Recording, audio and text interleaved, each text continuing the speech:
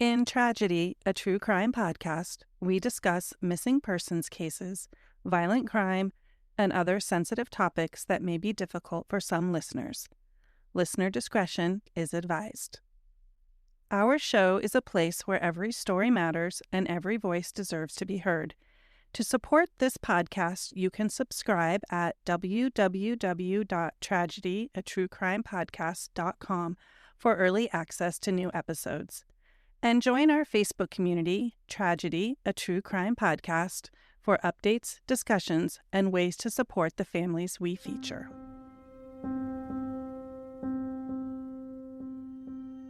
On the night of August 29, 2002, Audrey May Herron finished her shift as a nurse at a local healthcare facility in Greene County, New York.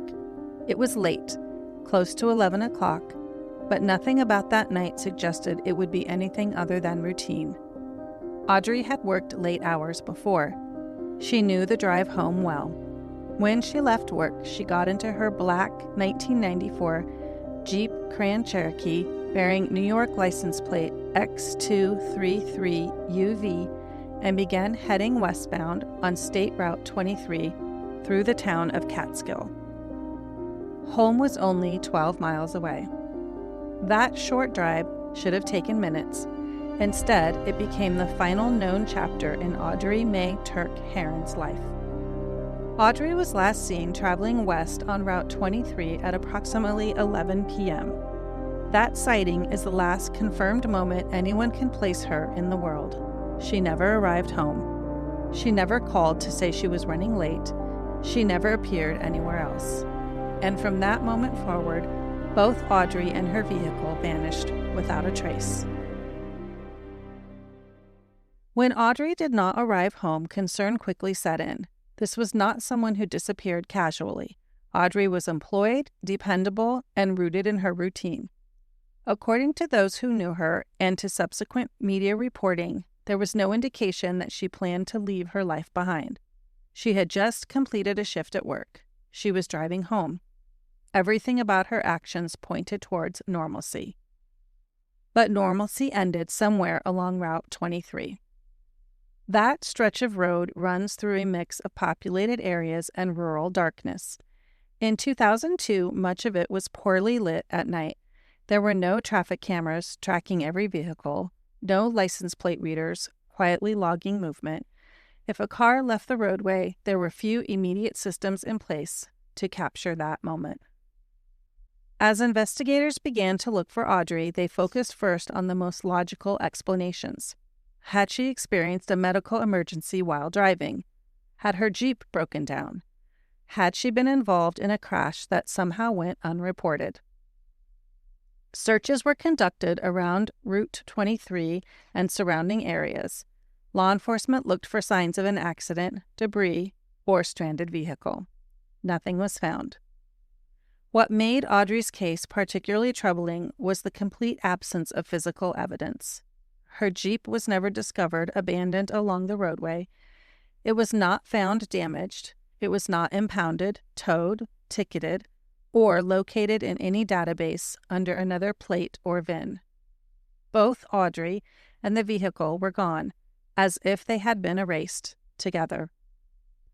Local and regional news outlets reported on the case in the weeks and months that followed, highlighting how unusual it was for a nurse to vanish during such a short, familiar commute.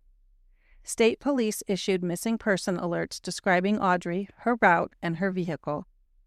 Over time, her case appeared in missing person databases and anniversary coverage, each retelling reinforcing the same unanswered question. How does a woman disappear on a 12-mile drive, taking her car with her, without leaving a single confirmed trace? As the investigation continued, no evidence emerged to support a voluntary disappearance. There were no confirmed sightings of Audrey after that night. No financial activity suggested she had traveled elsewhere. No communications indicating she had reached out to anyone. Media reports consistently noted that Audrey had not made plans to leave, had not packed belongings, and had not expressed a desire to start over somewhere new. Years later, new leads prompted additional attention. In 2016, reporting confirmed that New York State Police conducted searches in the Catskill area after receiving new information. Those efforts included targeted searches along roadways and areas of interest identified through investigative leads. Once again, no confirmed evidence was recorded. Audrey remained missing. The passage of time has only deepened the mystery. Audrey disappeared during a period when technology sat in an uncomfortable middle ground. Cell phones existed but offered limited location data. GPS was not standard in vehicles. Surveillance infrastructure was sparse, especially in rural areas. If Audrey's Jeep left the road into wooded terrain or water, it could remain concealed for decades. If she encountered another person, there may have been no witnesses. If something went wrong quickly, there may have been no opportunity for her to call for help. Today, more than 20 years later, Audrey May Herron is still missing. Her black Jeep Grand Cherokee, New York plate X233UV, has never been located. There have been no arrests, no confirmed discoveries, and no public resolution to her case. What remains is a quiet but haunting absence. Audrey left work at the end of a normal shift. She drove onto a familiar road, and she headed home. Somewhere between where she was last seen and where she was expected to arrive, something happened that stopped her journey entirely. Audrey's case endures because it could happen to almost anyone. A short drive, a familiar route, a night like any other. Her disappearance reminds us that not all mysteries announce themselves with violence or chaos. Some arrive silently in the space between working and home, leaving families and communities with nothing but questions. Someone may still remember something about that night on Route 23. A vehicle pulled over where it shouldn't have been, headlights in the distance, something that felt insignificant at the time. Even now, decades later, that memory could matter. Audrey May Herron deserves answers. She deserves to be found, and her story deserves to be told carefully, accurately, and with persistence until the silence surrounding her disappearance is finally broken. Welcome to Tragedy, a true crime podcast. I'm Elisa. And I'm Michael. And one thing that's great about this particular episode, which by the way is episode 39, we are also now the first episode of our second season. Season 2, yes. We do know that most podcasts we've heard make it to about 10 episodes. So I would say we're doing a really good job. Yeah, I would say so. I mean, I still consider us new, but people are like, how long have you been doing this? And they're like, that's not new. How many episodes do you have? They're like, you're not new anymore. You can't say you're new anymore. Yeah, we can't say that anymore. We do want to thank our listeners and all of the people who have come to the podcast and who have really grown this community for us. And we do have some big numbers that we want to share with you. Yeah, I mean, one of the things we look at is our metrics all the time. And yeah, we're not driven by the metrics, but we do watch the metrics to kind of understand who our audience is, what they're responding to, things like that. So we make sure that we're covering the right stories and in the right way. And at this point, we're averaging anywhere between 3,000 to 3,500 listens per month. In fact, December was our highest month ever, so our personal best. Yes, and thank you to those of you who are in our Facebook community. If you haven't joined us, Tragedy True Crime Podcast on Facebook. I did put a little thing out near the end of December. And thank you for those of you who tuned in and helped us get to where we are today. So we really, really appreciate our listeners. Something else that's kind of cool that has happened is we have been featured again on the 20 Best Victim Stories podcast on FeedSpot. So the first time this happened, I think you just kind of came across it. You were like, look at this. I'm like, that's true. What are you talking about? This time we actually got an email from the founder of FeedSpot congratulating us on making this 20 Best Victim Stories podcast list of 2025. So we've done it now 2 times in a row. We've done it twice. Again, very exciting. You know, when we started this, we were just going to start with one story and talk about what happened in your family and bring some light and exposure to that case. And it's gotten so much bigger than that. which is great. Not something I think I was expecting in the beginning. I'm not sure what you were expecting. I don't know if I was really expecting anything. I mean, again, we've talked about it a number of times where what we want to do is just tell the story of Jodi Kilgore. And we were just amazed by the amount of community feedback we got, both positive and some negative. And it just led to people bringing us more and more cases. And originally we're like, well, okay, what do we do next? Do we do anything next? Is this over?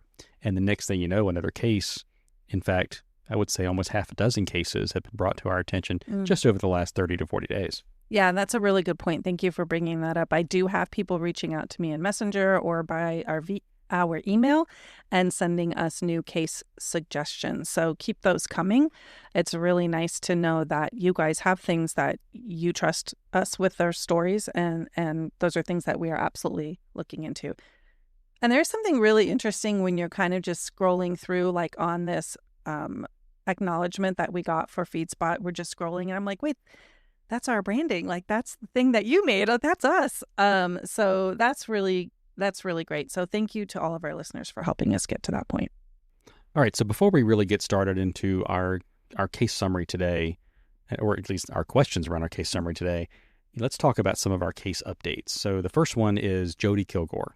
We've had some major developments in the Jodi Kilgore case. We've had multiple off-the-record conversations from people that we were really surprised were finally ready to speak with us. So this has been massive. We're still going through a lot of the details that we've collected, and those details have led to additional questions, additional interviews, additional people we're tracking down that we think will have a pretty significant impact on our perception of what's going on with that case, and maybe some of the developments that we believe to be true, and now we're kind of discovering that, well, maybe they're not true. So it's going to be pretty interesting as we finish sifting through all that. Yes, and we're sort of in a similar place with Cody Haney's disappearance out of Liberty County. We went and spent some time over there. The sheriff's office happened to be closed that day, but we actually taped a note on the door of the sheriff's office, hoping that they would reach out to us. So we're waiting for them to reach back out to us, and then also some other people that we believe might have some information that will be helpful as we try to piece together what may have happened to Cody. So more on that one as well. What's that deputy's name? The lead detective on Cody's case is Detective Tadlock, and when we left our little note there stuck on the door, we wrote it for both Detective Tadlock and for Sheriff Arnold. So we're hoping to hear back from both. Yeah, we haven't heard from either one of these guys. How long has it been? About a week? It was last week when we drove over there. Yeah. Okay. And now let's get back into our season 2 new case, the disappearance of Audrey Herron. All right. So after listening to the case summary that you did earlier, one of the biggest questions I want to start with is, how did we get this case? So we know that a lot of the cases that we are getting come from members of the community, and that's really great. And please keep doing that. We love that you do that for us. In this case, I did something a little bit different. There's a webpage, a Facebook group called Map the Missing. Map the Missing does a lot of work on creating a map of missing people. I've been in communication with the moderators of that Facebook group, and I asked them, I said, we're getting ready to start season 2. Is there a case that has really stuck with you that you think would be good for us to start our season 2 case? And they said Audrey's case immediately. And then they gave me a couple of the names of people who have been fierce advocates for Audrey, and I reached out to one of them. And that's kind of how it got started. And from that first person, she gave us some additional people to talk to. It's my understanding, too, that this case has been featured on a number of other shows, including the Montel Williams show, for those out there that may remember that. I remember Montel. But yes, that is correct. This case and several of the people that we have spoken with were on the Montel show. There's also a YouTube, I think it's a series. I think we watched like 1, 2, 3, or 4. It was kind of broken up into like 10-minute segments, maybe, from Crime Watch Daily. Pretty sure it was three episodes. Yeah, they were real short. I shouldn't say it's a series. They're just real short, sort of chopped up. There was also another thing on YouTube called Nurse Vanished 21 Years Ago, and this is put on by Adventures with Purpose. And we've spoken about them before. They're similar to Sunshine State Sonar and the other organizations we have worked with who do water searches for vehicles. So there's that. Also, Shout out to one of my favorite podcasts, by the way, Inhuman, a true crime podcast. I've been listening to them for several years, and their episode 393 was on Audrey's disappearance. And then, of course, there were a lot of local news coverage and things like that. So this may be a name that is familiar to people. If you are familiar with the Laci Peterson disappearance, it happened around the same time, just on the opposite side of the United States. And there's a little bit of conversation we've had where they think that some of the people involved in this case believe that because of Laci Peterson, this particular case did not get a lot of coverage, or at least a lot of attention. Yeah, the coverage started to die off as soon as Laci Peterson went missing. Yes. All right, one of the other questions I really have regarding the case is, we know a couple things about a phone call that was supposedly made, and we know some details around a coworker that they kind of left at the same time. I can't remember whether it was her following her coworker or vice versa. And can you tell us, why that was important to talk about and what came of that? Yes, we do know that Audrey called her husband at about 9:30 that evening, so about an hour and a half before her shift was supposed to end, because she had some great news to share. She just found out that she had received a raise. And so they talked at 9:30, celebrated that she was getting that raise, and then she, hung up the phone and went on to her shift, which ended at 11 p.m. Now, sometimes she would work a double. So, this is a wife and a mother, and she's doing her best to contribute. So there were times that she would work a double shift, right? She can still get home before her husband needs to leave for work. And so that is something that she did frequently. However, we understand that when she did that, she would call her husband and let him know that she was going to work a double shift. Because, if I'm working late, I used to work late, right? Sometimes I would get home at 11 p.m. If I'm not home at like 2 or 3, I would imagine that you woke up, you'd be a little worried. Of course. Yes. And so she did let him know that she did not call to say she was working an extra shift. And that was pretty routine. If she wasn't going to work, she would call and tell him. In respect to the person who left at a similar time that she did, what seems to have happened is these people were coworkers, and they had a very short conversation out in the parking lot before Audrey headed home, and then they just happened to leave the parking lot together. Now, this person, a coworker, reported that she followed Audrey's car out of the parking lot only because I think they drove along the same route, right? She's not like following her to, in that I got followed.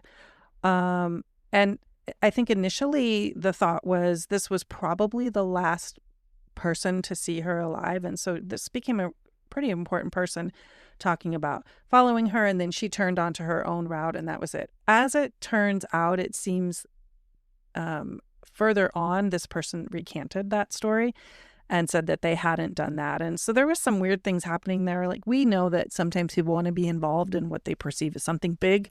And that seems to be what happened in this case. So she didn't really spot her at all. Once they got in their car, it sounds to me like she drove away, but she kind of made up this story. That seems to be the case, yes. All right, so the next question I have is, let's talk about the technology. Let's talk about the route. You already said in your story that we're talking about 2002 here. So we're not talking about cameras everywhere. If we have cell phones, it's likely a bag phone. It's tracking capability of cell phones back then was not necessarily something very well understood, and even if it was understood, it wasn't incredibly accurate. So let's talk about was she ever caught on camera? Was she seen by anyone else? And let's talk about the route a little bit. Tell me about the route. So this is a pretty straightforward route, 12 miles along Route 23 through the town of Catskill. And that's pretty much it. It's a route that she was very familiar driving with. This particular evening, it's August, so I think I remember hearing from someone that it was a little rainy, but we're not talking about a snow or a blizzard or, while driving in a lot of rain can be dangerous. It doesn't seem like it was super rainy, obviously no ice, and a drive she did all the time, turn out of the hospital that she worked at and pretty much drive straight home. And she wasn't caught on any cameras at all from other businesses, banks, anything on this route home. There wasn't any opportunity for that, or we don't know about that yet. Yeah, I do not believe there was any opportunity for that.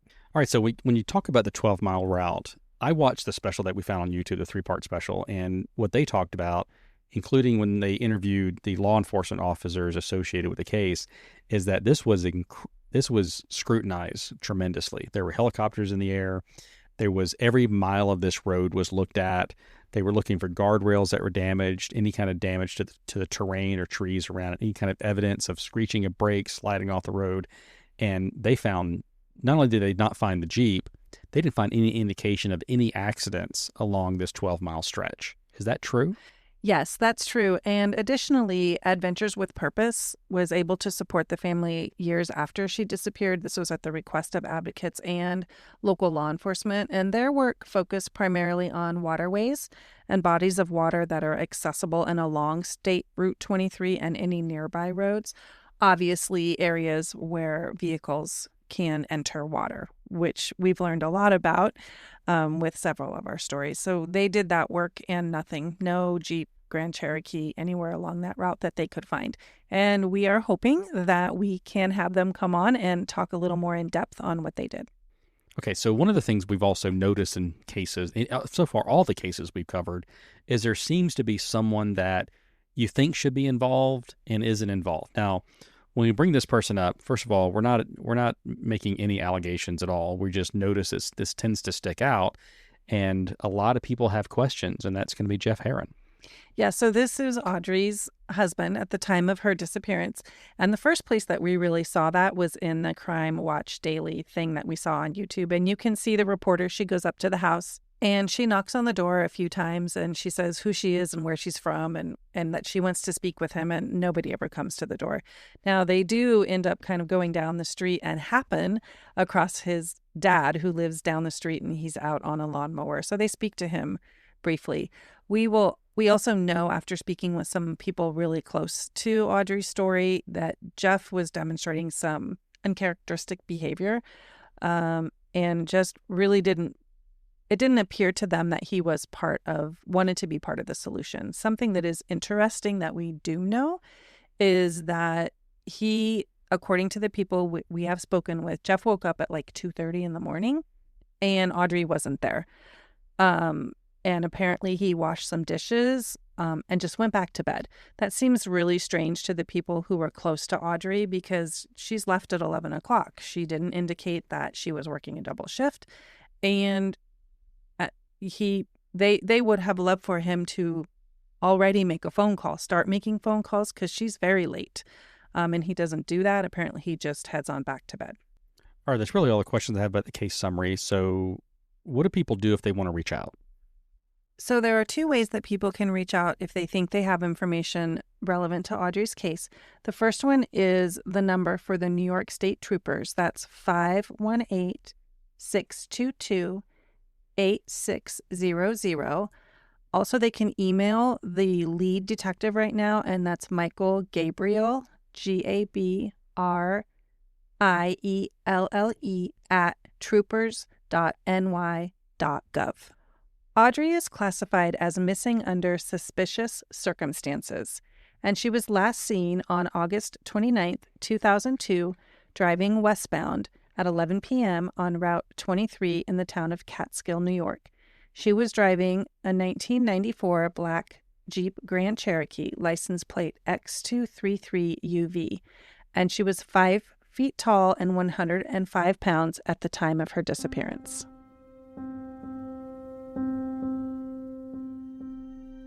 You've been listening to Tragedy, a true crime podcast.